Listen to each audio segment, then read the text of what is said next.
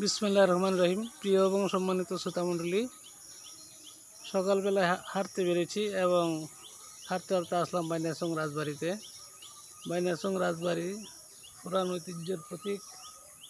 এখানে অনেক পুরাতন আমার পিছনে পুরাতন স্মৃতি রয়েছে, পুরাতন আমলের বিল্ডিং রয়েছে। আমার সামনে রয়েছে বাইতুল সালাম তাফিজুল কোরআন মাদ্রাসা এবং পশ্চিম দিকে রয়েছে বাইনাসং রাজবাড়ির 3 নম্বর মসজিদ। অনেক দর্শনার্থী বাইনাসং রাজবাড়িতে আসেন। পূর্ব দিকের বিল্ডিংগুলোর অনেক সংস্কার করা হয়েছে। সামনে বেশ আমার সামনে সুন্দর ফুলের বাগান রয়েছে। অনেক দর্শনার্থী বাইনাসং এবং বাইনাসং আশেপাশের এবং বাইনাসং থেকে অনেক দূরেরও মানুষ বাইনাসং রাজবাড়িতে আসেন। তাদের সুপরিচিত পূর্বপুরুষের নাম আলী রাজা। আলী রাজার আগেও তাদের বংশে অনেক রাজা ছিলেন।